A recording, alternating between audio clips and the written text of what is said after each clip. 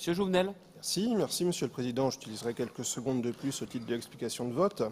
Mes chers collègues, cher Guillain, effectivement, cette ligne Saint-Paul-sur-Ternoise étape que j'emprunte très fréquemment depuis de nombreuses années apparaît comme le seul axe ferroviaire qui traverse le sud du Pas-de-Calais, que l'on sait à dominante rurale, reliant d'un côté la ville-préfecture Arras et Béthune à la côte d'Opale de l'autre côté. Aujourd'hui, avec le début des études sur cette ligne, ce sont plusieurs bus de substitution qui circulent, effectivement, que j'emprunte, modernes, confortables, semblant pleinement donner satisfaction, mais à vrai dire n'occultant en rien les inquiétudes répétées sur la réelle rouverture un jour de la ligne ferroviaire, la presse s'en faisant ça et là souvent l'écho. Ma première intention, bien évidemment, c'est de rassurer celles et ceux qui m'interpellent souvent, empruntant cette ligne pour se rendre à leur travail au quotidien, pour suivre leurs études ou encore pour des raisons familiales et touristiques compte tenu du terminus de cette ligne. Il est certain que depuis plusieurs années, nous entendons parler de phase d'études et que cela a pu paraître long, mais les choses avancent désormais de façon certaine.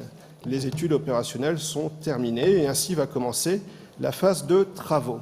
La durée prévisionnelle de ces travaux est estimée à 2 ans avec une remise en service de l'infrastructure pour décembre 2020.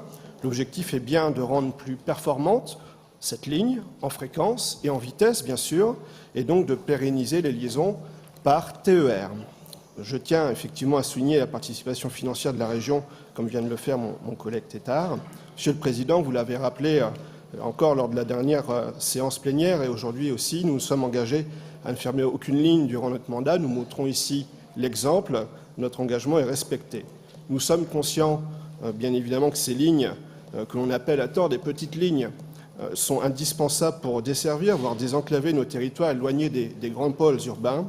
Des exemples probants en Allemagne, en Autriche ou en Italie prouvent tout l'intérêt de maintenir, voire de rouvrir des petites lignes, permettant aussi de réduire la dépendance absolue à l'automobile. Merci. D'autres interventions? Le scrutin est ouvert.